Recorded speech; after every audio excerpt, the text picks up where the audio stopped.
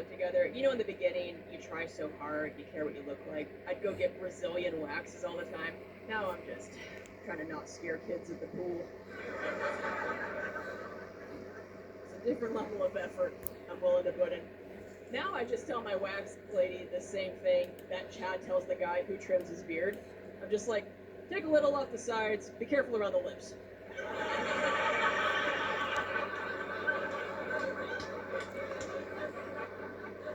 Let's not get crazy.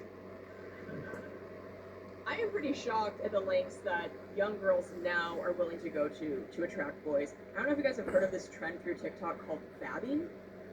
Okay, I just found out about this. Apparently, some teenage girls now, before they leave the house, are sticking their fingers down there and then wiping it on their neck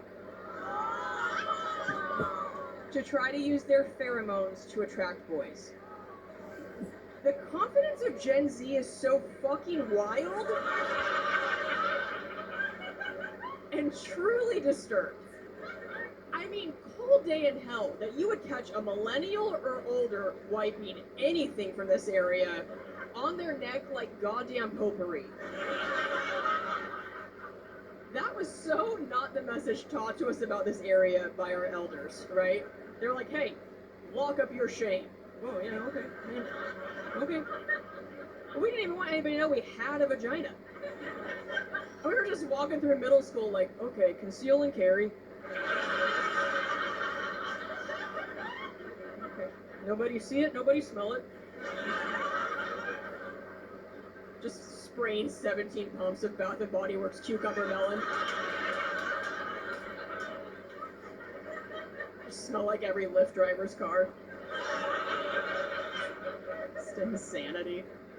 Yeah, our sex ed teachers didn't talk to us about this area like it was hot sauce. They were like, hey y'all, it's good on everything. Get it out there. No, they talked to us about it like it was black licorice. They were like, hey, not everybody's gonna like that. Oh, okay. Okay. You stay humble. Yeah, okay, sure. And we did. We're a humble generation. Anybody here have a teenage daughter?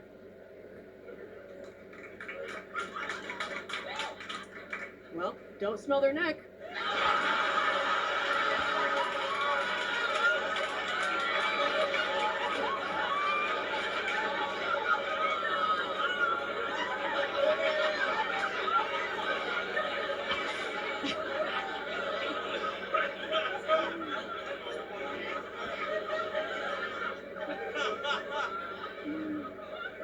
Yeah, that is not lip gloss.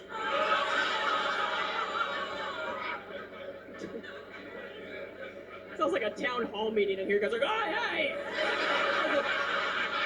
This is an outrage!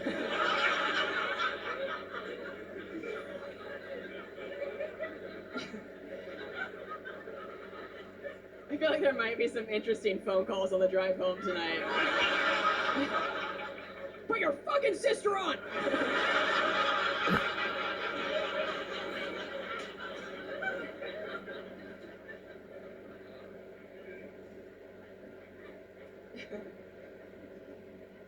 I do actually want to try and keep the magic alive with Chad for as long as I can. My ex and I got pretty gross together toward the end.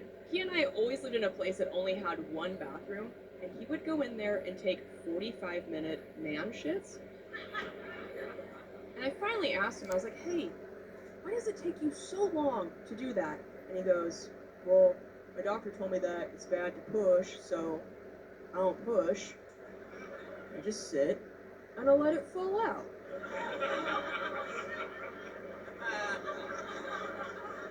I was like, what are you, a geisha?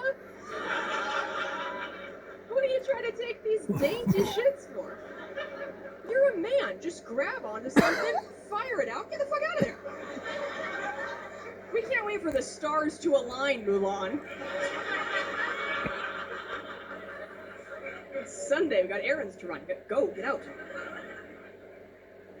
So he went in there one day for one of his sessions. And I knew it was going to be a session because I could hear him lock the door.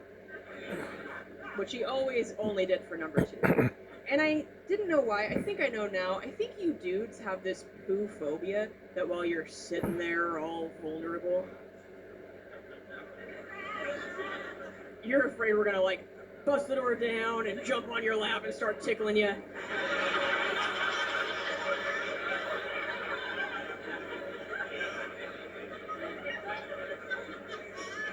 But I'm not Steve-O. Why would I do that? I would never do that. So he's in there, door locked, and on this day, our buttholes had synced. And I was like, oh no. Because I have IBS, so when I gotta go, I gotta go. So I texted him, and I was like, hey, I'm about to shit my pants. Siren emoji.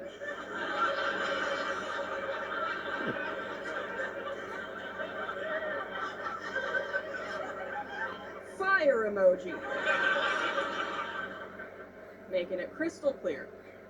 He doesn't respond.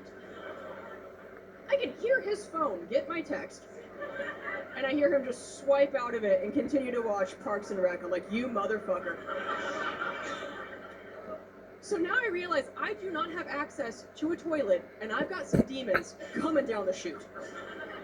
I am in apocalypse survival mode. So I start frantically looking around our apartment for a substitute toilet. The first thing I see is the kitchen sink. I know. Right away I was like, too high.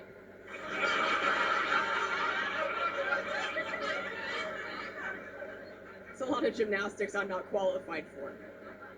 Next thing I see is my ex's favorite hat, which emotionally felt like the right choice, because I was ready to soft serve him some piping hot justice. But I was like, ooh, that's a small surface area. I'm not confident in the aim. You guys know how I feel about urine samples. It's like, if you can't pee in a cup, you can't poop in a hat. That's a Dr. Seuss book we all grew up with. Everybody knows you can't do that. And so I looked, and I looked, and I had to shit in an empty cardboard Amazon box in my own living room like an old homeless man.